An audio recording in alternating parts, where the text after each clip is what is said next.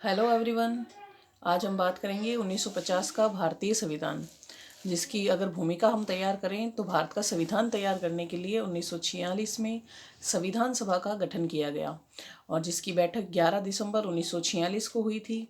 प्रथम बैठक 9 दिसंबर को हुई थी और दूसरी बैठक में डॉक्टर राजेंद्र प्रसाद को संविधान सभा के स्थायी अध्यक्ष के रूप में चुना गया। संविधान सभा ने 2 वर्ष 11 माह और 18 दिन में अपने संविधान का निर्माण किया। 26 नवंबर 1949 को संविधान सभा ने संविधान को पारित कर दिया और 26 जनवरी 1950 को संपूर्ण भारत में संविधान को लागू किया गया। और इसकी प्रमुख विशेषताओं की अगर बात करें तो भारतीय संविधान ने प्रस्तावना को बाद में जोड़ा। संविधान के गौरवपूर्ण मूल्यों को इस प्रस्तावना में प्रस्तुत किया गया। प्रस्तावना में अब तक केवल एक बार संशोधन हुआ, जो कि 42वां संविधान संशोधन 1976, जिसे भारत का लघु संविधान भी कहा जाता है। इस संशोधन के द्वारा भारतीय प्रस्तावना में 3 शब्द जोड़े गए। वह 3 शब्द थे समाजवादी, पंथ निरपेक्ष और अखंडता आदि। और आगे हम बात करें संविधान की विशेषताओं में तो इसे निर्मित, लिखित एवं विश्व में सर्वाधिक व्यापक संविधान कहा जाता है। भारतीय संविधान एक निर्मित एवं लिखित संविधान है क्योंकि इसके जो सभी प्रावधान थे उनका उल्लेख लिखित रूप में मिलता है और इसका निर्माण विश्व के कई संविधानों का अध्ययन करने के बाद किया गया। इसके अतिरिक्त यह विश्व का सबसे लंबा संविधान है।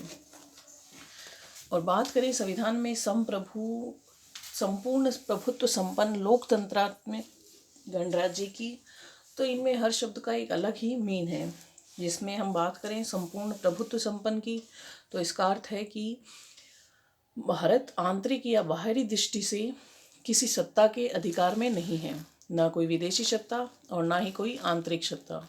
उसे ही संपूर्ण प्रभुत्व संपन्न कहा जाता है। लोकतांत्रिक की बात करें तो भारत एक लोकतांत्रिक राज्य है। इसमें सत्ता जनता के हाथ में निहित है। जनता द्वारा चुने हुए प्रतिनिधि शासन कार्य चलाते हैं। और गणराज्य की बात करें तो उसका अर्थ है कि हमारे देश के राष्ट्रपति का पद जो है वह वंशानुगत नहीं है, अपितु इसका निर्वाचन जनता के प्रतिनिधियों द्वारा अप्रत्यक्ष रूप से 5 वर्ष के लिए किया जाएगा। बात करें धर्मनिरपेक्ष राज्य की, तो धर्मनिरपेक्ष राज्य का अर्थ होता है राज्य के लिए सभी धर्म समान हैं, अर्थात वह किसी एक धर्म को महत्व नहीं देगा और न ही धर्म के नाम पर वह भेदभाव करेगा। उसके लिए सभी धर्म समान हैं और वह अपने नागरिकों को धर्म के मामले में किसी प्रकार का हस्तक्षेप नहीं करता है। इसीलिए धर्मनिरपेक्ष राज्य की संज्ञा दी गई है। मौलिक अधिकारों की बात करें तो भारत के संविधान में नागरिकों को 6 मौलिक अधिकार प्रदान किए गए थे और जो इस प्रकार हैं: समानता का अधिकार, स्वतंत्रता का अधिकार, शोषण के विरुद्ध अधिकार, धार्मिक स्वतंत्रता का अधिकार, यानी लोग अपने धर्म को मानने के लिए स्वतंत्र है, यानी राज्य उनको बाध्य नहीं करेगा कि आप यह धर्म मानें अथवा इस धर्म का पालन करें, वह अपने धर्म को मानने के लिए स्वतंत्र है। सांस्कृतिक तथा शिक्षा संबंधी अधिकार, संवैधानिक उपचारों का अधिकार और मूल कर्तव्यों की बात करें तो भारत के संविधान में नागरिकों को मौलिक अधिकार तो प्रदान किए ही गए हैं, साथ में उन नागरिकों के कुछ कर्तव्य पर भी निर्धारित किए गए हैं। और कर्तव्य के अनुसार भारत के मूल संविधान में 10 मूल कर्तव्य थे, लेकिन 42वें संविधान संशोधन के द्वारा नागरिकों को 11वां मूल कर्तव्य 86वें संविधान संशोधन द्वारा प्रदान किया गया, जिसमें माता पिता के लिए यह मूल कर्तव्य होता है कि वह अपने बालकों को पढ़ाए या उन्हें शिक्षा प्रदान करें। अगला जो विशेषता है संविधान की, राज्य के नीति निर्देशक तत्व। भारत के संविधान के भाग 4 में राज्यों के नीति निर्देशक तत्वों का उल्लेख किया गया है और इनका पालन करना इसलिए आवश्यक है कि भारत में कल्याणकारी राज्य की स्थापना हो सके। यह सिद्धांत मौलिक अधिकारों की भांति न्याय योग्य नहीं है, अर्थात इन्हें न्यायालय द्वारा लागू नहीं करवाया गया है। यह भारत की सामाजिक, आर्थिक, सांस्कृतिक विकास में सहायक है। और एकल नागरिकता की बात करें तो भारतीय संविधान में एकल नागरिकता की व्यवस्था की गई है। भारतीय संघ के अंतर्गत राज्य के नागरिक को एक ही नागरिकता प्रदान होती है, यानी वह भारत में रह रहा है तो वह भारतीय है। ऐसा नहीं कि उसे राजस्थान के नागरिक होने के लिए अलग नागरिकता मिलेगी, नहीं, वह भारत में रह रहा है तो वह भारतीय ही है। इस प्रकार भारतवासियों को भारतीय नागरिकता प्रदान है। संसदीय शासन प्रणाली की बात करें तो इसका अर्थ होता है कि शासन की समस्त शक्तियां मंत्रिमंडल में निहित होती है, जो संसद के प्रति उत्तरदायी है। केंद्र तथा राज्य में यह प्रणाली अपनाई गई है।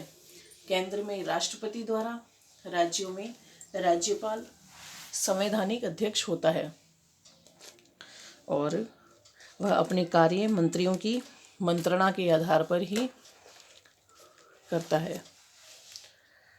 मंत्रियों की सलाह पर ही वह अपना कार्य संपन्न करेगा।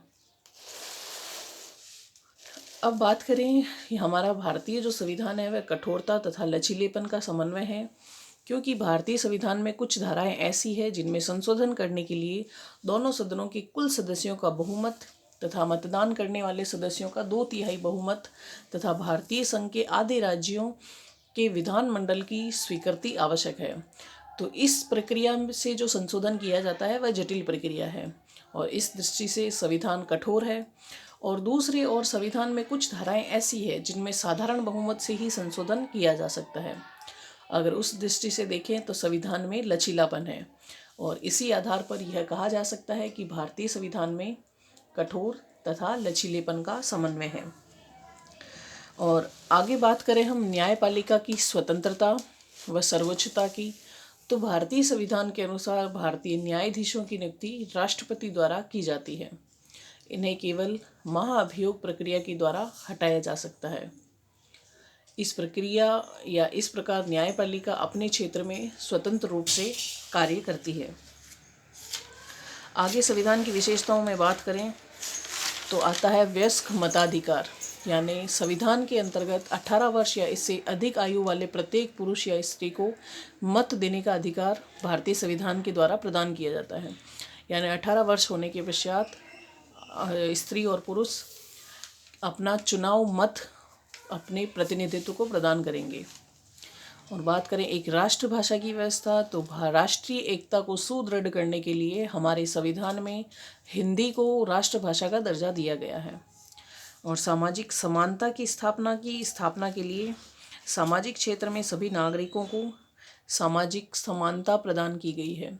इसी सिद्धांत का प्रतिपादन करते हुए भारतीय संविधान की प्रस्तावना में सामाजिक, आर्थिक और राजनीतिक ये 3 प्रकार के न्याय भारतीय नागरिकों को प्रदान किए गए हैं। एकात्मक लक्षणों सहित संघात्मक शासन की व्यवस्था भी हमारे संविधान में मिलती है और इसका समन्वय भी हमारे भारतीय संविधान में देखने को मिलता है। तो इस प्रकार हमने इस वीडियो में भारतीय संविधान की विशेषताओं के बारे में बात की, जिसे 1950 का भारतीय संविधान कहा जाता है। नेक्स्ट वीडियो में हम बात करेंगे नए टॉपिक को लेकर। तक अपने नोट्स कंप्लीट कीजिए, उन्हें रीड आउट कीजिए, वीडियो को ज़्यादा से ज़्यादा देखिए ताकि आपकी कोई क्वेरीज नहीं रहे और घर पर रहकर सेफ रहिए। इसी के साथ धन्यवाद।